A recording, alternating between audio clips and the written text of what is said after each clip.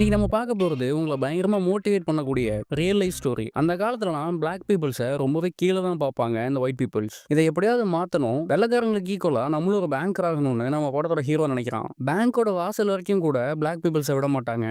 அப்படி இருக்கும்போது அதே கருப்பினத்தை சேர்ந்த இவர் பேங்கோட ஓனராவே ஆன ஒரு தரமான சம்பவம் தான் 2020ல ரிலீஸ் ஆன த பேங்கர்ன்ற படம். இப்போ இந்த படத்துக்குள்ள போலாம். படத்தோட ஓப்பனிங் சீன்ல 1939 டெக்சாஸ்ல நடக்கிற மாதிரி காட்டுறாங்க. அங்க ஒரு பையன் வெள்ளைக்காரங்களுக்கு ஷூ பாலிஷ் போட்டுட்டு இருக்கான். இவன் தான் நம்ம படத்தோட ஹீரோ. தினமும் ஸ்கூல் முடிச்சிட்டு நேரா இங்க இருக்க பேங்க் முன்னாடி வந்து ஷூ பாலிஷ் போடுற வேலையை பார்ப்பான். அது மூலியமா கொஞ்சம் பணமும் கிடைக்கும். ஆனா ஷூ பாலிஷ் போடும்போது அவங்க எல்லாரும் பேசுறத கவனமா கேட்பான். எப்படி அவங்க இன்வெஸ்ட் பண்றாங்க, பணம் சம்பாதிக்கிறது எப்படி, ஷேர் மார்க்கெட்ல எப்படி பணம் சம்பாதிக்கணும்னு அவங்க பேசுறத கேட்டு நோட்ஸ் எடுத்துப்பான். எப்படியாவது பெரிய பிசினஸ் பண்ணி பெரிய பணக்காரன் ஆகணும்னு தான் ஹீரோட ஆசையா இருக்கும். அதுக்காக தினமும் இந்த மாதிரி நோட்ஸ் எடுத்து வச்சுப்பான். இப்படி இவன் வெள்ளைக்காரங்க பேசுறத கேட்டு நோட்ஸ் எடுக்கிறது ஹீரோட அப்பாவுக்கு தெரிய வருது. அதுக்கு அவங்க அப்பாவும், இங்க பாரு பெர்னார்ட், நீ இந்த மாதிரி வெள்ளைக்காரங்க பேசுறத கேட்கறேன்னு தெரிஞ்சாலே போதும் உன்னை கொன்னு போட்டுருவாங்க. உனக்கு எதுக்கு இந்த தேவையில்லாத வேலை எல்லாம், ஒழுங்கா ஷூக்கு பாலிஷ் போட்டோமா கொஞ்சம் காசு போத்தமான்னு இருன்னு சொல்றாரு. ஆனா ஹீரோ அதையெல்லாம் கேட்கற மாதிரியே தெரியல. நம்மளும் எவ்வளவு வருஷத்துக்கு அடிமையா இருக்கிறது, நம்மளும் சம்பாரிச்சு பெரிய பணக்காரன் ஆகணும், நம்மள மாதிரி கஷ்டப்படுறவங்களுக்கு உதவி பண்ணி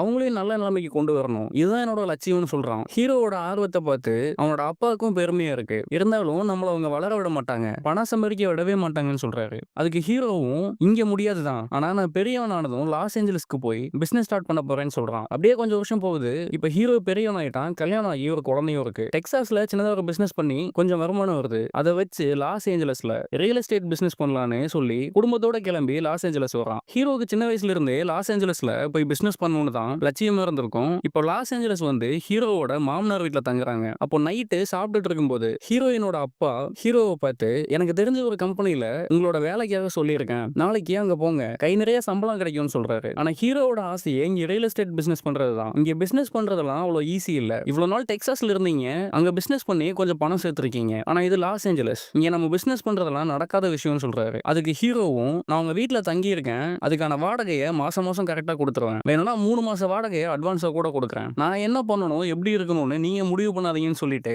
கோவம் அங்கிருந்து போறான். ஹீரோயினோட அப்பா ஹீரோயின் கிட்ட, நீயாவது கொஞ்சம் சொல்லி புரியவை, லாஸ் ஏஞ்சலஸ்ல ஒயிட் பீப்புள்ஸை தவிர வேற யாரும் பிசினஸ் பண்ண முடியாது, சம்பாதிச்ச பணத்தை எல்லாம் ரியல் எஸ்டேட் பண்றேன்னு சொல்லி ஏமாந்துட்டு அங்க கூட வீடு இல்லாம ரோட்ல நிக்க வேண்டியிருக்கும்னு சொல்றாரு. அதுக்கு ஹீரோயினும் ஹீரோக்கு சப்போர்ட்டா, அவர் என்ன பண்ணாலும் நல்லா யோசிச்சு தான் பண்ணுவாரு, நீங்க கவலைப்படாதீங்கன்னு சொல்லிட்டு போறாங்க. டெக்சாஸ்ல இருக்கும்போது கொஞ்சம் லக்ஸரியான வீட்டுல தான் இருந்திருப்பாங்க. ஆனா இப்ப இருக்கிறது கொஞ்சம் சின்ன வீடு, பெருசா இந்த வசதியும் இல்ல. இதனால என் மேல கோபமான ஹீரோ கேக்குறான். அதுக்கு ஹீரோயினும், நீங்க நம்ம ஃபேமிலிக்காக தானே இவ்வளவு கஷ்டப்படுறீங்க, எனக்கு எங்க இருக்கோம்னு முக்கியம் இல்லைன்னு சொல்றாங்க. ஹீரோவும் கூடிய சீக்கிரம் நல்லா சம்பாரிச்சு உங்களை லக்ஸரியான வீட்டுல வாழ வைப்பேன்னு சொல்றான். அடுத்த நாள் லாஸ் ஏஞ்சலஸ் முழுக்க சுத்தி எந்தெந்த வீடெல்லாம் சேல்காக இருக்கு, எந்த வீடெல்லாம் லீஸுக்கு இருக்குன்னு நோட் பண்றான். அடுத்த நாள் ஹீரோனோட ஒய்ஃப் கூட போகும்போது ஒரு அபார்ட்மெண்ட்டை பார்க்கறான். அது மெயின்டெனன்ஸே இல்லாம ரொம்பவே மோசமான நிலைமையில் இருக்கு. இந்த அபார்ட்மெண்ட்டை கம்மியான விலைக்கு வாங்கி லீஸுக்கு விட்டா கண்டிப்பா நல்ல லாபம் கிடைக்கும், ஆனா ஹீரோ போய் கேட்டா வீடு கொடுப்பாங்களான்னு தெரியலன்னு சொல்றான். அதனால ஹீரோயினோட பழைய ஓனரை பார்க்க கூப்பிட்டு போறாங்க.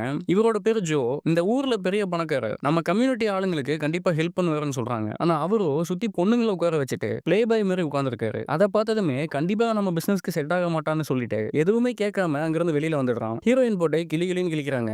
அவரை பத்தி எனக்கு நல்லா தெரியும், ஏதோ பொண்ணுங்க கூட இருக்காருன்னு அவரை தப்பா நினைக்காதீங்கன்னு சொல்றாங்க. அதுக்கு ஹீரோவும், பொண்ணுங்க கூட இருக்கிறதெல்லாம் எனக்கு பிரச்சனை இல்ல, அவன் பேசுறதுல ஒரு மெச்சூரிட்டியே இல்ல, ப்ரொஃபஷனலா ஒரு பிசினஸ் மேன் மாதிரி பேசாம அவ்வளவு கேர்லெஸ்ஸா பேசுறான், கண்டிப்பா அவனை பார்ட்னரா சேர்த்துக்க முடியாதுன்னு சொல்லிட்டு நேரா அந்த அபார்ட்மெண்டோட ஓனரை பார்க்க போறான். இவரோட பேர் பார்க்கர், அவருமே ஒயிட் பீப்புள் தான். ஹீரோ பேசும்போது மனசுக்குள்ள இவரும் இன வேற்றுமை பார்ப்பாருன்னு தான் நினைக்கிறான். ஆனா அவர் பேசும்போது அந்த மாதிரி தெரியல, நீ என்ன கலர்ன்றதெல்லாம் எனக்கு பிரச்சனை இல்ல, பிசினஸ் நல்லா முடிஞ்சா போதும், அது மூலியமா ப்ராஃபிட் வந்தா போதுன்ற மாதிரி சொல்றாரு. ஹீரோவும் இவ்வளவு நாள் கத்துக்கிட்ட மொத்த வித்தையும் வச்சு ஒரு பிளான் சொல்றான். என்னன்னா, இந்த அபார்ட்மெண்ட் $35,000 போகும், ஆனா நான் உங்களுக்கு $40,000 தரேன், ஆனா என்னால இப்ப $30,000 தான் கொடுக்க முடியும், பேலன்ஸ் $10,000 அபார்ட்மெண்ட்ல எல்லாரும் குடி வந்ததுக்கு அப்புறம் தரேன்னு சொல்றான். ஆனா பார்க்கர் அதுக்கு ஒத்துக்கல, எனக்கு $5,000 அதிகமா கிடைக்குதுன்னு சொல்லி வர வேண்டிய $35,000 நான் இழக்க விரும்பல, இந்த ஏரியால கொஞ்சம் மக்கள் தான் அந்த அபார்ட்மெண்ட்க்கு குடி வருவாங்க, எப்போ அந்த அபார்ட்மெண்ட் ஃபுல்லா மக்கள் குடி வந்து நீ எனக்கு பணம் கொடுப்பீங்கன்னு நான் வெயிட் பண்றதுன்னு சொல்லி முடியாதுன்னு சொல்லிடுறாரு. ஹீரோ அங்கிருந்து கிளம்பும் போது அங்க இருக்க கேலண்டரை பாக்குறான். அதுல ஒரு பேங்க் மேனேஜரோட பேர் போட்டிருக்கு. பார்க்கரும் அந்த மேனேஜரும் ஃப்ரெண்டு போல, அவர் தான் அந்த கேலண்டரை கிஃப்டா கொடுத்திருப்பாரு. சரி, அந்த பேங்க்ல போய் லோன் கேட்கலாமேன்னு நேரா பேங்க் போறான். ரிசப்ஷன்ல போய் மேனேஜரை பார்க்கணும்னு சொல்றான். அங்க இருக்க லேடி ஹீரோ பிளாக்கா இருக்கிறத பார்த்துட்டு மேனேஜர் இன்னைக்கு வரல, லீவுன்னு சொல்றாங்க. ஆனா பின்னாடி தான் அந்த மேனேஜரோட நேம் போர்டு போட்டிருக்கு, அவரும் அங்கதான் இருக்காரு. இது இங்க தானே அவர் இருக்காரு, ஏன் இல்லன்னு சொல்றீங்கன்னு கேட்டா, இல்ல அவர் கொஞ்சம் பிஸியா இருக்காரு, இப்ப பார்க்க முடியாது, இடத்த காலி பண்ணுங்கன்னு சொல்றாங்க. அந்த டைம்ல பிளாக் பீப்புள்ஸ் மேல அவ்வளவு வக்ரத ஆர்வத்தோட இருந்திருக்காங்க. ஹீரோவும் எப்படியாவது மேனேஜரை பார்த்தே ஆகணும்னு சொல்லி பேங்க் வெளியில வெயிட் பண்ணிட்டு இருக்கான். கிட்டத்தட்ட சாயந்தரம் வரைக்கும் அங்கேயே நின்னுட்டு இருக்கான். மேனேஜர் ஒர்க்க முடிச்சுட்டு வெளியில வர்றாரு. அப்ப ஹீரோ மேனேஜர் கிட்ட உங்களை ஒரு லோன் விஷயமா பார்க்க வந்தேன். ஆனா என்ன உள்ள அலோவ் பண்ணல. உங்க ஃப்ரெண்டு பார்க்கரோட அபார்ட்மெண்ட் தான் நான் வாங்க போறேன். இந்த டீல் நல்லபடியா முடியறது மூலியமா பார்க்கருக்கும் நல்ல ப்ராஃபிட் கிடைக்கும். சரி எனக்கு லோன் கொடுங்கன்னு சொல்றான். மேனேஜரும் பார்க்கலான்னு சொல்லிட்டு போறாரு. அன்னைக்கு நைட் ஹீரோ வீட்டுல இருக்கும்போது பார்க்கர் கிட்ட இருந்து கால் வருது. இந்த மாதிரி என்னோட பேரை யூஸ் பண்ணி மேனேஜர்கிட்ட லோன் கேட்டதா அவர் சொன்னாரு. உண்மையான்னு கேக்குறாரு. அதுக்கு ஹீரோவும் எனக்கு வேற வழி தெரியல. என்கிட்ட அவ்வளவு பணமும் இல்ல. என்ன நம்பி பேங்க்ல லோனும் தர மாட்டாங்க. உங்களை மாதிரி பெரிய ஆள் உதவி பண்ணாதான் நாங்க கொஞ்சம் முன்னேற முடியும்னு சொல்லி சென்டிமெண்டா பேசுறான். பார்க்கறோம் கொஞ்சம் மனசு மாதிரி நானே உனக்கு செக்யூரிட்டி கையெழுத்து போட்டு அந்த லோனை வாங்கி தரேன்னு சொல்றாரு. அடுத்த நாள் சொன்ன மாதிரியே ஹீரோவோட பேர்ல அந்த அபார்ட்மெண்ட்டை வாங்குறான். வாங்கின அபார்ட்மெண்ட்டை அப்படியே லீஸ்க்கு விட முடியாது. கொஞ்சம் ரெனோவேட் பண்ணணும். அப்பதான் வீட்டுக்கு குடி வரவங்களுக்கு அந்த வீடு பிடிக்கும். அதனால பெயிண்டிங்லாம் கொஞ்சம் மாத்தி உடஞ்ச கதவு எல்லாத்தையும் சரி பண்றான். ஒய்ஃபோட தம்பியை ஹெல்ப்புக்கு சேர்த்துக்கிறான். இப்படி வேலை செஞ்சுட்டு இருக்கும்போது அந்த அபார்ட்மெண்ட்ல ஆல்ரெடி குடியிருக்க ஒரு பார்ட்டி வராங்க. அபார்ட்மெண்ட் ஹீரோ கைக்கு மாறினது அவங்களுக்கு தெரியாது. சோ ஹீரோவை பார்த்து யார் நீங்க இங்க என்ன பண்றீங்க அப்படின்னு கொஞ்சம் வெறுப்பா பேசுறாங்க. ஹீரோவும் இங்க ரெனோவேட் ஒர்க் பண்ணிட்டு இருக்கோம். சில டேமேஜான பொருட்கள் எல்லாம் சரி பண்ணிட்டு இருக்கோம். நம்ம இடத்தை நம்ம தான் நல்லா பாத்துக்கணும்னு சொல்றோம். அதை கேட்டதுமே அந்த பாட்டிக்கு பயங்கரமா கோவப்பட்டு இது நம்ம இடமா, நீங்க வேலை பார்க்க வந்திருக்கீங்க, சோ வேலை பார்க்க வந்த இடம்னு சொல்லணும். இப்படி எல்லாம் உரிமை கொண்டாடக்கூடாது. பார்க்கர் இந்த மாதிரி ஆளுங்களை தான் வேலைக்கு வைப்பாரா, அவர்கிட்ட போய் பேசிக்கிறேன் வழியை விடுங்கன்னு சொல்லிட்டு போறாங்க. ஆனா ஹீரோ அதெல்லாம் கண்டுக்காம வேலையை பாக்குறாங்க. அப்ப கசினோட ஃப்ரெண்ட் ஒருத்தன் வர்றான். அவன் பேர் மேட். மேட்டும் ஒயிட் பீப்புள் தான். ஹீரோ பேசினதுக்கு அப்புறம் தான் தெரியுது மேட் மத்தவங்கள மாதிரி நிறைவேற்றுமை எல்லாம் பார்க்காம எல்லார்கிட்டையும் சகஜமா பழகுறான். அதை பார்த்ததுமே ஹீரோக்கு மேட்டை ரொம்பவே பிடிச்சு போகுது. சோ 3 பேரும் சேர்ந்து அங்க உடஞ்சிருக்க டோரை சரி பண்றது, அங்க இருக்க லைட்டை ரிப்பேர் பண்றது, கேட்டுக்கு பெயிண்ட் அடிக்கிறதுன்னு எல்லா வேலையும் பார்த்துட்டு இருக்கப்போ 2 போலீஸ் வந்து இது உங்க வீடுன்னு சொல்லிட்டு இங்க இருக்க பொருட்களை எல்லாம் அனுமதி இல்லாம எடுத்துட்டு இருக்கறதா இந்த அபார்ட்மெண்ட்ல இருக்கவங்க கம்ப்ளைண்ட் பண்ணிருக்காங்கன்னு சொல்றாங்க. கொஞ்ச நேரத்துக்கு முன்னாடி அந்த பார்ட்டி தான் கம்ப்ளைண்ட் கொடுத்திருக்காங்கன்னு சொல்லி இந்த பில்டிங்கோட ஓனர் நீங்களான்னு கேக்குறாங்க. ஹீரோ அபார்ட்மெண்டோட பத்திரத்தை காட்டினதுக்கு அப்புறம் தான் போலீஸ் அமைதியா போறாங்க. இந்த அபார்ட்மெண்ட் ஹீரோவோட கைக்கு வந்துருச்சு. இது ஒரு பிளாக் பீப்புள் ஓன் பண்ற அபார்ட்மெண்ட்னு தெரிஞ்சதுமே அந்த பார்ட்டி உடனே வீட்டை காலி பண்ணிட்டு போயிடுறாங்க. அந்த அளவுக்கு பிளாக் கம்யூனிட்டி மக்கள் மேல வெறுப்போடு இருந்திருக்காங்க. அந்த பார்ட்டி போனதுமே அந்த வீட்டுக்கு வேற ஒரு ஆப்பிரிக்கன் அமெரிக்கன் குடி வர்றாங்க. அப்படியே கொஞ்ச நாள் போகுது. அந்த அபார்ட்மெண்ட்டை ஹீரோ விலைக்கு வாங்கி எல்லா பிளாட்டையுமே லீஸ்க்கு விடுறாங்க. நல்லா ப்ராஃபிட்டும் கிடைக்குது. சொன்ன மாதிரியே பார்க்கருக்கு கொடுக்க வேண்டிய $10,000 கொடுத்து செட்டில் பண்றாங்க. பார்க்கரும் ஹீரோவை பார்த்து இந்த ப்ராப்பர்ட்டியை நான் ஒரு ஒயிட் பீப்புளுக்கு சேல் பண்ணியிருந்தா ஒரு $35,000 வித்திருப்பேன். அது கூட கஷ்டம் தான். இன்னும் கம்மியா கூட போயிருக்கலாம். ஆனா உன்னோட டேலண்ட்னால எனக்கு $5,000 ப்ராஃபிட் கிடைச்சிருக்கு. என்கிட்ட இன்னும் 2-3 அபார்ட்மெண்ட் இருக்கு. அது மட்டும் இல்லாம என்னோட ஃப்ரெண்ட்ஸ் கொஞ்சம் பேர் அவங்களோட ப்ராப்பர்ட்டியை சேல் பண்ணணும்னு என்கிட்ட சொல்லியிருக்காங்க. இந்த ஏரியால பிளாக் கம்யூனிட்டி மக்களுக்கு வீடு தேவைப்படுது. நம்ம 2 பேரும் பார்ட்னர்ஸ் ஆயிடலாம். வர லாபத்துல நம்ம 2 பேருமே ஈக்குவலா ஷேர் பண்ணிக்கலாம்னு சொல்றாரு. அப்புறம் என்ன, பார்க்கர் கிட்ட விக்கிறதுக்காக வர எல்லா வீடுகளையும் ஹீரோ நேர்ல போய் பார்த்து போட்டோஸ் எடுத்து எவ்வளவு விலைக்கு போகும்னு எஸ்டிமேட் போட்டு வாங்கி லீஸ்க்கு விடுறாங்க. ஏகப்பட்ட ப்ராப்பர்ட்டிஸ் லீஸ்க்கு விட்டு நல்ல லாபம் பாக்குறாங்க.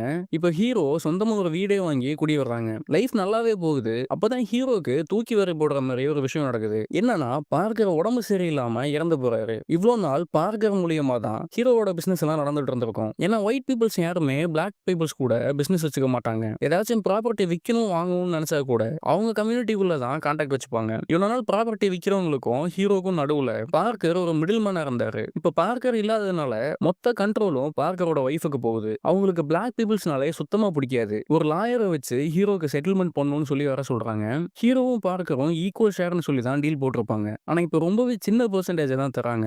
ஹீரோவும் எவ்வளவு சொல்லி பார்க்கறான். நானும் பார்க்கரும் ஈக்குவல் ஷேர், வர லாபத்துல 2 பேரும் சரிபாதியா ஷேர் பண்ணிக்கணும்னு சொல்லி தான் டீல் போட்டிருக்கோம். இப்ப இவ்வளவு கம்மியா ஷேர் கொடுத்தா எப்படின்னு கேட்கறான். ஆனா அவங்க கொஞ்சம் கூட இறங்கி வர மாதிரியே தெரியல. இவ்வளவுதான் கொடுக்க முடியும், வேணும்னா வச்சுக்கோங்க, இல்லைன்னா கோர்ட்ல பாத்துக்கலாம்னு சொல்லிட்டு போறாங்க. ஹீரோவும் கோர்ட்ல கேஸ் ஃபைல் பண்ணலாம்னு நினைக்கிறான். ஆனா கோர்ட்டுக்கு போனா ஹீரோவும் பார்க்கரும் போட்ட டீலுக்கு சாட்சி யாராவது வச்சு ப்ரூவ் பண்ணணும். அதுக்காக ஹீரோக்கு லோன் கொடுத்த பேங்க் மேனேஜரை போய் பார்க்கறான். ஆனா ஏற்கனவே பார்க்கரோட ஒய்ஃப் மேனேஜர் கிட்ட வந்து பேசி வச்சுட்டாங்க போல. அதனால முடியாதுன்னு சொல்லிடுறான். ஹீரோக்கு ரொம்பவே கஷ்டமாயிடுது. அப்படியே அந்த பில்டிங்கை விட்டு வெளியில வரும்போது அங்க இருக்க போர்டை பார்க்கறான். இந்த பில்டிங்ல கிட்டத்தட்ட 4 பேங்க்கும் அதோட சில இன்வெஸ்ட்மெண்ட் கம்பெனியும் ரன் ஆகிட்டு இருக்கு. ஆனா இவ்வளவு ஆபீஸ்லயும் சரி பேங்க்லயும் சரி ஒரு கருப்பணத்தை சேர்ந்தவர் கூட வேலை செய்யல. எல்லாருமே ஒயிட் பீப்புள்ஸ் தான் இருக்காங்க. இதெல்லாம் பார்த்துட்டு இந்த பில்டிங்கை மட்டும் நம்ம வாங்கிட்டா போதும், நம்ம சொல்றதுதான் இந்த பேங்க்ஸ் எல்லாம் கேட்பாங்க, நம்ம எவ்வளவு லோன் கேட்டாலும் கொடுப்பாங்கன்னு சொல்லி ஒரு பிளான் பண்றான். நேரா ஜோவை பார்க்க வர்றான். ஹீரோயின் கொஞ்ச நாள் முன்னாடி தன்னோட எக்ஸ் ஓனர்னு சொல்லி ஒருத்தர் கிட்ட கூப்பிட்டு போயிருப்பாங்க. ஹீரோ கூட கோவப்பட்டு வெளியில வந்திருப்பான். இப்ப திரும்பவும் அவரை பார்க்க வரான். ஜோ இங்க பெரிய பணக்காரர், அதுவும் இல்லாம பிளாக் பீப்புள்ஸ்க்கு நிறைய ஹெல்ப் பண்றாரு. அதனால ஹீரோ ஜோ கிட்ட இந்த மாதிரி சிட்டில பேங்க் இருக்க பில்டிங்கை நான் வாங்கலாம்னு இருக்கேன், அந்த பில்டிங்கை மட்டும் நம்ம வாங்கிட்டா போதும், நம்மள மாதிரி கஷ்டப்படுறவங்களுக்கு நிறைய ஹெல்ப் பண்ணலாம், லோன் கொடுக்கலாம், நம்மளோட மதிப்பும் உயிரும் நம்ம கம்யூனிட்டியில இருக்க மக்களோட வாழ்க்கையும் முன்னேறும், பில்டிங்கே நம்மளோட தான் இருக்கும்போது நம்ம சொல்றவங்களுக்கு யோசிக்காம லோன் கொடுப்பாங்க. நம்ம சொல்றதுதான் கேட்பாங்க.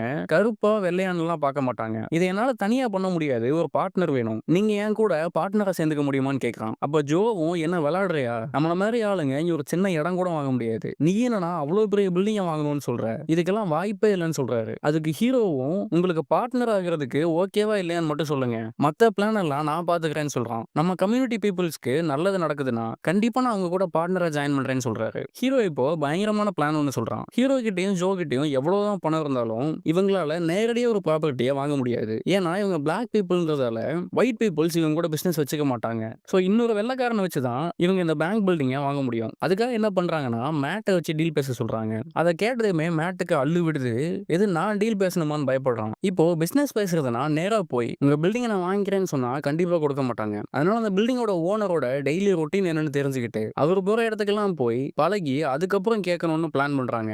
அந்த பேங்க் பில்டிங்கோட ஓனருக்கு கால்ஃப் விளையாடுறது ரொம்ப பிடிக்கும் போல. அதனால மேட்டுக்கு எப்படி கோல்ஃப் விளையாடணும்னு ட்ரைனிங் கொடுக்குறாங்க. அதோட பணக்காரங்க எல்லாரும் எப்படி ட்ரிங்க் பண்ணுவாங்க, எப்படி பேசுவாங்கன்னு சொல்லி எல்லாத்தையுமே சொல்லி தராங்க. அடுத்து டீல் பேசுறதுக்கு முக்கியமான விஷயமே அந்த பில்டிங்கோட வேல்யூ என்ன, ஆப்பரேட்டிங் காஸ்ட் எவ்வளோ, மந்த்லி ரெண்ட் எவ்வளோ வரும்னு எல்லாத்தையும் கரெக்டாக கால்குலேட் பண்ணி சொல்லிட்டா போதும். அதுக்கப்புறம் நம்ம கிட்ட அவங்க பேரம் பேசவே மாட்டாங்க. நம்ம சொல்ற ரேட்க்கு ப்ராப்பர்ட்டியை கொடுப்பாங்கன்னு சொல்லி ஹீரோக்கு தெரிஞ்ச ஃபார்முலா, ஈக்குவேஷன் எல்லாத்தையுமே மேட்டுக்கு சொல்லி தரான். கிட்டத்தட்ட ஒரு மாசம் மேட்டை ட்ரெயின் பண்ணி ஒரு பிசினஸ் மேன் ரேஞ்சுக்கு மாத்திடுறாங்க. அடுத்து அந்த பில்டிங்கோட ஓனரை ஃப்ரெண்டு பிடிக்கணும். அதுக்காக கால்ஃப் விளையாடுற இடத்துலயே மேட்டும் கால்ஃப் ஆடுற மாதிரி ஏற்பாடு பண்றாங்க. அந்த கேம்ல மேட்டும் சூப்பரா கால்ஃப் ஆடுறான். அதை பார்த்து அந்த ஓனரும் இம்ப்ரெஸ் ஆகுறாரு. இதுதான் கரெக்டான டைம், இப்ப போய் டீல் பேசினா கரெக்டா இருக்கும்னு சொல்றான். ஆனா அதுக்கு முன்னாடி அந்த பில்டிங்கோட கரெக்டான வேல்யூ என்னன்னு தெரிஞ்சுக்கணும். அதுக்கு ஹீரோ கிட்ட சூப்பரான பிளான் இருக்கு. ஈவினிங் டைம்ல அந்த பில்டிங்க்கு முன்னாடி போய் உட்காந்து எந்தெந்த ரூம்ல எல்லாம் லைட் எரியுதோ அது எல்லாம் ரெண்டுக்கு விடப்பட்டிருக்கு. லைட் ஆஃப்ல இருக்க ரூம் எல்லாம் இன்னும் ரெண்டுக்கு விடாம காலியா இருக்குன்னு தெரிஞ்சுக்கிட்டு நீ எவ்வளவு பேர் ஒர்க் பண்றாங்க,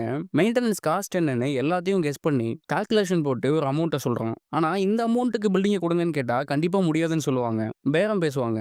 அதனால இங்க போர்ட்ல எழுதி இருக்க விஷயங்களை எல்லாம் மேட்டை மனப்பாடம் பண்ணிக்க சொல்றான். இந்த கால்குலேஷன்ஸை அந்த ஓனர் கிட்ட நெத்தியில் அடிச்ச மாதிரி சொன்னா போதும், கண்டிப்பா இம்ப்ரெஸ் ஆகிடுவாருன்னு சொல்றான். மேட் அந்த கால்குலேஷன் எல்லாத்தையும் நல்லா மனப்பாடம் பண்ணிக்கிறான். அடுத்து அந்த பில்டிங்கோட ஓனர் கிட்ட பிசினஸ் பேச வரோம்னு சொல்லி அப்பாயின்மெண்ட் வாங்கிட்டு பார்க்க போறாங்க. அந்த பில்டிங் ஓனர் ஒரு ரேட்டு சொல்றாரு. அவ்வளோ அமௌண்ட்டுக்கு எல்லாம் இந்த பில்டிங் வேல்யூ போகாதுன்னு சொல்லிட்டு ஹீரோ சொல்லி கொடுத்த கால்குலேஷனை அப்படியே ஒப்பிக்கிறான். உங்க பில்டிங்ல 4 பேங்க் ரன் ஆகுது, கொஞ்சம் இன்வெஸ்ட்மெண்ட் கம்பெனியும் ரன் ஆகுது, அதோட சில சின்ன சின்ன கம்பெனியும் நடந்துட்டு இருக்கு. மற்ற ரூம் எல்லாமே காலியா தான் இருக்கு. 50 பேர் வேலை பார்க்குறாங்க. அவங்களுக்கு எல்லாம் மந்த்லி சேலரி, பில்டிங்கோட மெயின்டெனன்ஸ், டாக்ஸ்னு பார்த்தா இவ்வளோ அமௌண்ட் எக்ஸ்பென்ஸ் வரும்னு சொல்லி $1.5 மில்லியன் தான் இதோட வேல்யூன்னு சொல்றான். இதையெல்லாம் கேட்டு அந்த ஓனரோட அக்கௌண்டன்ட்டே ஆடி போறாரு. ஏன்னா மேட் சொன்ன எல்லா விஷயமுமே கரெக்டா இருக்கு. அக்கௌண்டன்ட் ஓனரை பார்த்து நம்ம ப்ராப்பர்ட்டியோட ஜாதகத்தையே சொல்லிட்டாருன்னு ஓனர் கிட்ட சொல்றாரு. ஓனரும் இம்ப்ரெஸ் ஆகி எப்படி இவ்வளோ அக்யூரேட்டா சொல்றீங்கன்னு கேட்கிறாரு. என்ன சார் எவ்வளோ ப்ராப்பர்ட்டி வாங்கியிருப்போம், இதெல்லாம் சாதாரணம்னு சொல்றான். டீலும் ஓகே ஆகுது. அந்த பில்டிங் ஹீரோ பேர்லயும் ஜோ பேர்லயும் ரெஜிஸ்டர் ஆகுது. கட் பண்ணா எந்த பேங்க்ல ஹீரோ உள்ள விட மாட்டேன்னு சொன்னாங்களோ அந்த பேங்க்குள்ளேயே கெத்தா உள்ள வரான். அந்த பேங்கோட ஓனரே வெல்கம் பண்றாங்க. இதையெல்லாம் பார்த்து அந்த மேனேஜருக்கு எதுவும் புரியல. இப்ப மேட் தான் அந்த பில்டிங்கோட மேனேஜ்மெண்ட் எல்லாத்தையும் பார்த்துட்டு இருக்கான். மேட்டுக்கு கிராண்டா கல்யாணம் பண்ணி வச்சு அரண்மனை மாதிரி வீடு கட்டி கொடுத்து கூடயே அசிஸ்டன்ட் மாதிரி வச்சுக்கிறாங்க. அங்க இருக்க பேங்க்ல லோன் எடுத்து 100 கணக்குல பில்டிங்கை வாங்கி லீஸ்க்கு விடுறாங்க. எந்த அளவுக்கு ஹீரோட வளர்ச்சி இருக்குன்னா பிளாக் கம்யூனிட்டி மக்களும் வெள்ளை இனத்தவர்களும் ஒரே அபார்ட்மெண்ட்ல வாழ்றாங்க. ஒரு மிகப்பெரிய புரட்சியை பண்றாங்க. அப்போ அமெரிக்காவோட பிரசிடென்டா இருந்தவரே ஹீரோவையும் ஜோவையும் கூப்பிட்டு பாராட்டுறாரு. அப்படியே கொஞ்சம் வருஷம் போகுது. ஹீரோ நினைச்ச மாதிரியே மிகப்பெரிய பிசினஸ் மேன் ஆகுறான். ஏகப்பட்ட சொத்துக்கள் வாங்குறான். அப்புறம் ஹீரோ அவனோட அப்பாவை பாக்குறதுக்காக டெக்சாஸ்க்கு போறான். அன்னைக்கு நைட் சாப்பிட்டுட்டு இருக்கும்போது ஹீரோவோட பையன் அவனோட தாத்தா கிட்ட அப்பா பிரசிடென்ட்டை மீட் பண்ணி போட்டோலாம் எடுத்திருக்காரு, மீடியாலாம் வந்துச்சுன்னு சொல்றான். சாப்பிட்டதுக்கு அப்புறம் ஹீரோவை கூப்பிட்டு அவனோட அப்பா தனியா பேசுறாரு. நீ சின்ன பையனா இருக்கும்போது பிசினஸ் மேன் ஆக போறேன், நிறைய பணம் சம்பாதிச்சு நம்ம கம்யூனிட்டி மக்களுக்கு உதவி பண்ண போறேன்னு சொல்லும்போது நான் கூட விளையாட்டுக்கு தான் சொல்றேன்னு நினைச்சேன். ஆனா இன்னைக்கு நீ சொன்னதை செஞ்சு காட்டிட்ட, உன்னை நினைக்கும் போது ரொம்பவே பெருமையா இருக்குன்னு சொல்றாரு. ஹீரோக்கும் சந்தோஷமா இருக்கு. அடுத்த நாள் ஹீரோ அவனோட பையனை கூப்பிட்டுட்டு சின்ன வயசுல ஷூ பாலிஷ் போட்டுட்டு இருந்த இடத்துக்கு கூப்பிட்டு போறான். அங்க ஹீரோ சின்ன வயசுல இருந்த மாதிரியே ஒரு பையன் அதே மாதிரி ஷூ பாலிஷ் போடுற வேலையை பார்த்துட்டு இருக்கான். அந்த பையன் கிட்ட என்னோட ஷூக்கு பாலிஷ் போடணும்னு சொல்றான். அதுக்கு அந்த பையனும் இல்ல சார், நான் ஒயிட் பீப்புளுக்கு மட்டும் தான் ஷூ பாலிஷ் போடுவோம், பிளாக் பீப்புள்ஸோட ஷூக்கு பாலிஷ் போடுறத பார்த்தா அவங்க மறுபடியும் என்கிட்ட ஷூ பாலிஷ் போட வரமாட்டாங்கன்னு மாட்டாங்கன்னு சொல்றான். இதை கேட்டதுமே ஹீரோக்கு ரொம்பவே கஷ்டமாகுது. நான் சின்ன வயசுல இருக்கும்போது இருந்த இனவெறுப்பை விட இப்ப இன்னும் அதிகமா இருக்கு. இதையெல்லாம் எப்படியாவது மாத்தியே ஆகணும்னு ஒய்ஃப் கிட்ட சொல்லிட்டு இருக்கான். திரும்ப லாஸ் ஏஞ்சலஸ் வந்ததும் ஜோவை பார்த்து இந்த மாதிரி டெக்சாஸ்ல மெயின்லேண்ட் பேங்க்னு ஒண்ணு இருக்கு, அதை நம்ம விலைக்கு வாங்கணும்னு சொல்றான். இதை கேட்டதுமே ஜோக்கு ஒண்ணுமே புரியல. பேய் அரைஞ்ச மாதிரி இருக்காரு. என்ன உனக்கு பைத்தியம் முடிச்சிருச்சா? லாஸ் ஏஞ்சலஸ்ல ஒரு பில்டிங் வாங்கணும், அதுல 4 பேங்க் ரன் ஆகிட்டு இருந்துச்சு. அது மூலியமா லோன் வாங்கி நம்ம பிசினஸ் வளர்த்தோம். ஆனா டெக்சாஸ்ல நம்மளோட ஒரு கால் கிரவுண்ட் கூட வாங்க முடியாது. அவ்வளவு நிறைவேற்றுமை இருக்கு. ஆனா நீ அங்க இருக்க பேங்க வாங்கணும்னு சொல்ற, பேங்க் வாசல்ல கூட நம்மள நுழைய விட மாட்டாங்கன்னு சொல்றாரு. அதுக்கு ஹீரோவும் இந்த வேற்றுமையை மாத்தணும்னு தான் நான் அந்த பேங்கை வாங்கணும்னு நினைக்கிறேன். அந்த பேங்கை வாங்கிட்டா போதும், டெக்சாஸ்ல நம்ம கம்யூனிட்டி மக்களுக்கு நிறைய லோன் கொடுக்கலாம், அவங்களோட வாழ்வாதாரத்தை உயர்த்தலாம்னு அடிச்சு சொல்றான். ஜோவும் யோசிச்சு பார்த்துட்டு நீ ஒன்னு சொன்னா கண்டிப்பா நல்லா யோசிச்சு தான் சொல்லுவ, சோ எப்படியாவது நம்ம அந்த பேங்கை வாங்குறோம்னு சொல்றாரு. அடுத்து மேட்டை கூட்டிட்டு அங்க போறாங்க. கூடவே இன்னொருத்தரும் வராரு.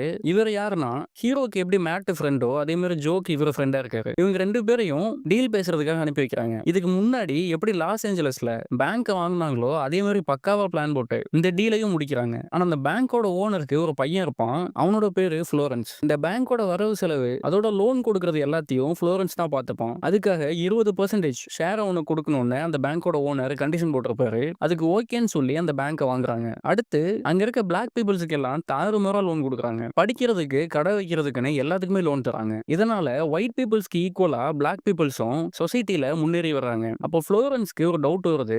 லோன் டாக்குமெண்ட்லாம் செக் பண்ணி பார்க்கறான். அதுல இந்த மாதிரி பிளாக் பீப்புளுக்கு கணக்கு வழக்கே இல்லாம லோன் கொடுத்துருக்கிறது தெரிய வருது. ஏன்னா மேட் தான் அந்த பேங்கோட ஓனர் நினைச்சிட்டு இருப்பான். ஒரு வெள்ளைக்காரன் எதுக்காக இப்படி பிளாக் பீப்புளுக்கு லோன் கொடுத்துட்டு இருக்கான்னு சந்தேகம் வந்து மேட்டை ஃபாலோ பண்ணும்போது இவனுக்கு எல்லா விஷயமும் தெரிய வருது. மேட்டை ஒரு மிடில் மேனா வச்சு தான் இந்த பேங்கை வாங்கியிருக்காங்க. ஹீரோவும் ஜோவும் தான் இந்த பேங்கோட உண்மையான ஓனர். மேட் சும்மா பேருக்கு தான் வச்சிருக்காங்கன்னு தெரிஞ்சதும் லைட்டா மிரட்டி பார்க்கறான். என்னன்னா இந்த பேங்க்ல அதிகமா அக்கௌண்ட் வச்சிருக்கவங்க ஒயிட் பீப்புள் தான், அவங்களுக்கெல்லாம் பிளாக் பீப்புள் ஓன் பண்ணிருக்க பேங்க்ல தான் நம்ம பணத்தை டெபாசிட் பண்ணிருக்கோம்னு தெரிஞ்சா பாகுபாடு பார்க்கிற வெள்ளை இனத்தவர்கள் டெபாசிட் பண்ண பணத்தை வித்ட்ரா பண்ணா பேங்கே திவால் ஆகிடும். சோ இந்த உண்மையை நான் வெளியில சொல்லாம வேண்டாமான்னு யோசிச்சு முடிவு பண்றேன்னு சொல்றான். அப்போ மேட் உள்ள வந்து இந்த பேங்க் திவால் ஆனா நீ வாங்கிட்டு இருக்க 20% ஷேரும் சேர்ந்து தான் போகும், உன்னோட வருமானமும் தான் பாதிக்கப்படும் சொல்றான். அதுக்கு ஃப்ளோரன்ஸும் அதுவும் கரெக்ட் தான். ஆனா இப்ப இன்னொரு பெரிய பிரச்சனை உங்களை நோக்கி வந்துட்டு இருக்கு. என்னன்னா இந்தியால ஆர்பிஐ இருக்கிற மாதிரி அமெரிக்கால ஃபெடரல் ரிசர்வ் சிஸ்டம்னு ஒன்னு இருக்கு. அவங்க வருஷத்துக்கு 2 தடவை எல்லா பேங்கோட அக்கௌண்ட்டையும் செக் பண்ணுவாங்க. சோ இன்னும் 1 மாசத்துல அவங்க ஆடிட் பண்றதுக்கு வருவாங்க. நீங்க கணக்கு வழக்கே இல்லாம லோனை அள்ளி கொடுத்துருக்கீங்க, எப்படி 1 மாசத்துல பிளாக் பீப்புள்ஸ்க்கு கொடுத்த அன்சேஃப் லோனை எல்லாம் சரி பண்ண போறீங்கன்னு வான் பண்ணிட்டு போறோம். அடுத்து 3 பேர் உட்காந்து யோசிச்சு பாக்குறாங்க.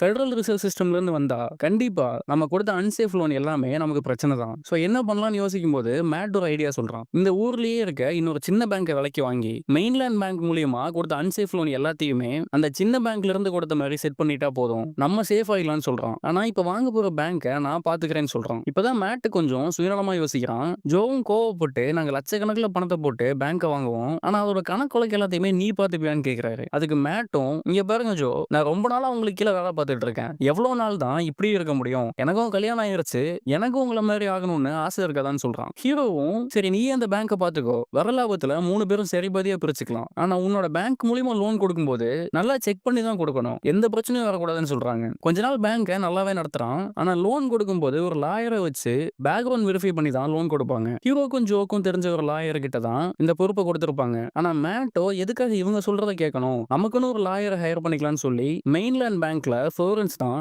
எல்லா லோனோட கண்ட்ரோலும் பார்த்துப்பான். சோ அவன் சொன்னான்னு சொல்லி ஒரு லாயர் கிட்ட இந்த பொறுப்பை கொடுத்திருக்கான். வரக்கூடிய டாக்குமெண்ட்டை படிச்சு கூட பார்க்காம கண்ணை மூடிட்டு சைன் பண்ணி அப்ரூவ் பண்றான். கிட்டத்தட்ட 1 கோடிக்கும் மேல லோன் கொடுக்குறான். அப்போ ஒரு நாள் ஃபெடரல் ரிசர்வ் சிஸ்டம்ல இருந்து ஒரு ஆபீசர் மேட்டோட பேங்கை ஆய்வு பண்றதுக்காக வந்திருக்காரு. ஏன்னா இது ரொம்பவே சின்ன பேங்க், இதுல எப்படி இவ்வளவு பெரிய அமௌண்ட்டுக்கு லோன் கொடுத்தாங்கன்னு செக் பண்ண வந்திருக்காரு. மேட்டுக்கு ஒண்ணுமே புரியல. ஹீரோக்கு கால் பண்ணி சொல்றான், மெயின்லேண்ட் பேங்கோட அன்சேஃப் லோன் எல்லாமே இந்த பேங்க்ல இருந்து கொடுத்த மாதிரி தான் செட் பண்ணிருக்காங்க, மாட்டினா அவ்வளவுதான். ஹீரோவும் அங்க வேலை செய்யற மாதிரி ஹெல்ப் பண்ண ட்ரை பண்றான். அப்பப்போ ரெஸ்ட் ரூம்குள்ள வந்து ஐடியா கேட்கறான். அப்பதான் ஹீரோக்கு இன்னொரு விஷயம் தெரிய வருது. என்னன்னா ஹீரோக்கு தெரிஞ்ச லாயர் அப்ரூவ் பண்றதுக்கு அப்புறம் தான் லோனை கொடுக்கணும்னு சொல்லியிருப்பாங்க. ஆனா இங்க சைன் பண்ணி இருக்கிறது வேற லாயர். என்னடா இதுன்னு கேட்கும்போது இந்த மாதிரி ஃப்ளோரன்ஸ் சொன்னான்னு சொல்லி ஒரு லாயரை ஹையர் பண்ணேன்னு சொல்றான். அந்த லாயரும் ஃப்ளோரன்ஸும் சேர்ந்து தான் ஏதோ வேலை பார்த்திருப்பாங்க போல. மெயின்லேண்ட் பேங்க் மூலியமா கொடுத்த லோன் எல்லாமே ரொம்ப சின்ன அமௌண்ட் தான், அதை கூட எப்படியாவது சரி கட்டிடலாம். ஆனா மேட்டோ ஒரே செக்ல கிட்டத்தட்ட 1 கோடிக்கு மேல லோன் கொடுத்திருக்கான். அதனாலதான் இப்ப பிரச்சனை. கிட்டத்தட்ட $3 லட்சம் கிட்ட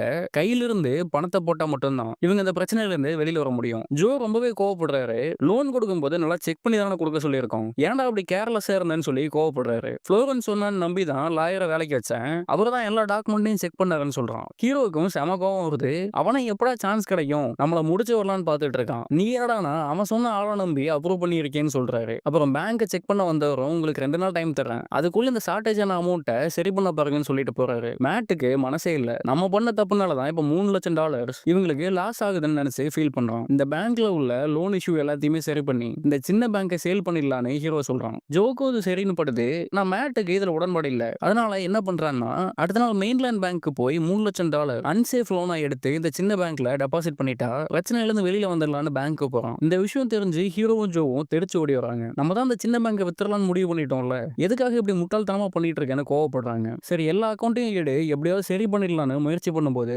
ஃப்ளோரன்ஸ் ஃபெடரல் சிஸ்டம்க்கு போட்டு கொடுத்துட்டான் போல. ஆபீசர்ஸ் எல்லாம் வந்து இவங்க 3 பேரையும் அரெஸ்ட் பண்ணிட்டு போறாங்க. அதுக்கப்புறம் ஜோவையும் ஹீரோவையும் அவங்களோட லாயர் பெயில் எடுத்துட்டு வராரு. இங்க பாருங்க, நீங்க பண்ணது எத்திக்கலி கரெக்ட் தான். கஷ்டப்படுற பிளாக் பீப்புள்ஸ்க்கு லோன் கொடுத்து உதவி பண்ணி அவங்களோட வாழ்வாதாரத்தை உயர்த்தி இருக்கீங்க. நிறைய அன்சேஃப் லோன் கொடுத்துருக்கீங்க. இது சட்டப்படி நீங்க பண்ணது தப்பு தான். இதனால நீங்க ஜெயிலுக்கு போறதுக்கு கூட வாய்ப்பு இருக்குன்னு சொல்லிட்டு பேசிட்டு இருக்காங்க. அதே சமயம் இந்த கேஸ்ல தீர்ப்பு சொல்லக்கூடிய ஜட்ஜு மேட் ஒரு ஒயிட் கம்யூனிட்டியை சேர்ந்தவன்றதால தனியா கூப்பிட்டு நாளைக்கு கோர்ட்ல வந்து எனக்கு எதுவுமே தெரியாது, ஜோவும் பெர்னட்டும் தான் இதெல்லாம் பண்ண சொன்னாங்க, நான் வெறும் பப்பட் தான், அவங்க சொல்லி தான் நான் இது எல்லாத்தையுமே பண்ணேன்னு நீ சொன்னா போதும், கேஸ் அவங்க மேல திரும்பிடும், உங்களுக்கு எந்த பிரச்சனையும் இல்லைன்னு சொல்றாரு. லாயர் வந்து இப்படி சொன்னா கூட பரவாயில்ல, தன்னோட கட்சிக்காரங்களுக்காக பேசுறாங்கன்னு நினைக்கலாம். ஆனா தீர்ப்பு சொல்ல வேண்டிய ஜட்ஜே வந்து இப்படி சொல்றாருன்னு நினைச்சிட்டு இருக்கான். இப்ப மேட் தப்பிக்கிறதுக்கு 2 வழிதான். ஒண்ணு, எல்லா உண்மையும் சொல்லி இவனும் ஜெயிலுக்கு போகணும், இல்லனா எல்லா பழியும் தூக்கி ஜோ மேலையும் ஹீரோ மேலையும் போடணும். இப்போ மேட் வாழ்ற வாழ்க்கை கொடுத்ததே ஜோவும் ஹீரோவும் தான். என்ன பண்றதுன்னு யோசிச்சுட்டு போன் எடுத்து யாருக்கோ கால் பண்றான். ஆனா யார்கிட்ட பேசணும்னு காட்டல. கட் பண்ண அடுத்த நாள் கோர்ட்ல எனக்கு ஒண்ணுமே தெரியாது, என்னோட பார்ட்னர் சொன்னதான் நான் செஞ்சேன், என்னோட பொம்மை மாதிரி தான் அவங்க என்ன யூஸ் பண்ணாங்கன்னு சொல்லி மொத்த பழியையும் அவங்க மேல திருப்பி விடுறான். ஹீரோவும் ஜோவும் மனசுடைஞ்சு போறாங்க. ஏன்னா இவன் இவ்வளவு நாள் கூட இருந்துட்டு இப்ப இப்படி பண்ணிட்டானு ஃபீல் பண்றாங்க. மேட் சொன்னதை கேட்டு ஜட்ஜும் இந்த கேஸ நாளைக்கு விசாரிக்கிறேன்னு சொல்றாங்க. அன்னைக்கு நைட்டே மேட் இந்த மாதிரி சொல்லுன்னு சொல்லியிருப்பாருல அந்த ஜட்ஜு, அவரு ஹீரோவோட லாயரை கூப்பிட்டு இந்த மாதிரி மேட்டுக்கும் இதுக்கும் எந்த சம்மந்தமும் இல்ல,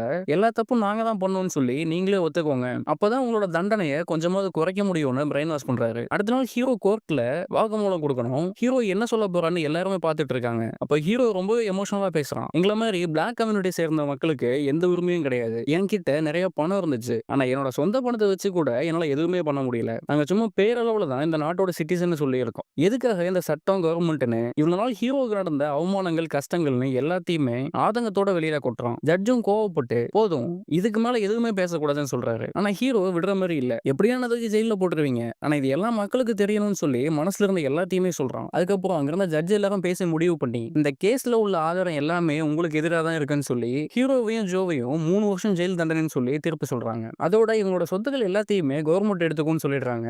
எந்த தப்பும் செய்யாத மேட்டை ரிலீஸ் பண்ணிடுறாங்க. அதுக்கப்புறம் ஹீரோ வாங்கின மெயின்லேண்ட் பேங்கை ஃப்ளோரன்ஸே ரொம்ப கம்மியான விலைக்கு வாங்கிடுறான். கட் பண்ணா 3 வருஷம் கழிச்சு ஜோவும் ஹீரோவும் ஜெயில இருந்து ரிலீஸ் ஆகுறாங்க. தன்னோட மனைவியை பார்த்ததும் ரொம்பவே சந்தோஷப்படுறான். இப்போ பெரிய பெரிய அபார்ட்மெண்ட் இல்ல, காஸ்ட்லியான கார் இல்ல, திரும்ப சாதாரண வாழ்க்கையை தான் நம்ம வாழணும்னு ஒய்ஃப் ரொம்பவே சோகமா கேட்கறாங்க. ஆனா ஹீரோவோட முகத்துல கொஞ்சம் கூட கவலையே இல்ல. ஜோவும் ஹீரோவும் ஒருத்தரை பார்த்து சிரிக்கிறாங்க. இதையெல்லாம் பார்த்து ஒய்ஃபுக்கு எதுவுமே புரியல. எல்லாமே போயிடுச்சுன்னு சொல்லி நான் சோகமா இருக்கேன், நீங்க என்னன்னா ஒருத்தரை பார்த்து சிரிச்சுட்டு இருக்கீங்கன்னு கேக்குறாங்க. இப்போதான் ஒரு மரணமான ட்விஸ்ட சொல்றாங்க. மேட் வந்து கோர்ட்ல இவங்களுக்கு எதிராக சாட்சி சொல்றதுக்கு முன்னாடி நாள் ஒரு ஃபோன் பண்ணியிருப்பான். ஆனா அதை யாருக்குன்னு காட்டியிருக்க மாட்டாங்க. இப்போதான் காட்டுறாங்க அந்த கால் பண்ணதே நம்ம ஹீரோவுக்கு தான். அந்த ஜட்ஜ் மேட்டு கிட்ட என்ன சொல்லியிருப்பாருன்னா, நீ இந்த மாதிரி எனக்கும் இதுக்கும் எந்த சம்மந்தமும் இல்லைன்னு சொல்லலைன்னா உங்க 3 பேருக்கும் கடுமையான தண்டனை கிடைக்கும்னு சொல்லியிருப்பாரு. அதனால ஹீரோவுக்கு கால் பண்ணி ஜட்ஜ் என்ன கூப்பிட்டு இந்த மாதிரி சொல்றாரு, என்ன பண்ணலான்னு கேட்டிருப்பான். ஹீரோவும் மேட்டை நேர்ல கூப்பிட்டு நீங்க எல்லா பொலியையும் எங்க மேல போட்டுட்டு நீ ஃப்ரீ ஆயிடு, எங்களுக்கு எந்த பிரச்சனையும் இல்ல, ஆனா அதுக்கு முன்னாடி நீ எனக்காக ஒரு வேலை பார்க்கணும்னு சொல்லி இந்த கேஸ்ல இருந்து அவனால தப்பிக்கவே முடியாது, ஜெயிலுக்கு போறதுன்னு முடிவாகிருச்சு, நம்ம சொத்துக்களை எல்லாம் கவர்மெண்ட் எடுத்துக்கும், ஆனா அதுக்கு முன்னாடி கிட்டத்தட்ட எல்லா சொத்துக்களையும் உனக்கு நம்பிக்கையான ஆளுங்க பேர்ல மாத்திடுன்னு சொல்றாரு. மேட்டும் அதே மாதிரி பண்ணிட்டு தான் ஹீரோக்கு எதிராக வாக்குமூலம் கொடுத்திருப்பான். கவர்மெண்ட் இவங்களோட மொத்த சொத்துக்களையும் எடுத்துக்கல, ரொம்பவே சின்ன அமௌண்ட்ல இருக்க சொத்துக்களை தான் ஜப்தி பண்ணிருப்பாங்க. இதையெல்லாம் ஒய்ஃப் கிட்ட சொல்லும் போது அவங்களே ஒரு நிமிஷம் ஆடி போறாங்க. அப்போ மொத்த கவர்மெண்ட்டுக்கும் நீங்க அல்வா கொடுத்தீங்களான்னு கேக்குறாங்க. அதோட இனிமே இந்த ஊர்ல இருக்க வேணாம், வேற எங்கேயாச்சும் போய் சந்தோஷமா இருக்கலாம்னு சொல்லி அங்கிருந்து போறாங்க. இதோட இந்த படமும் முடியுது. இது ஒரு ரியல் லைஃப் ஸ்டோரின்றத மறந்துடாதீங்க. இன்னொரு நல்ல படத்துல பார்க்கலாம். நன்றி.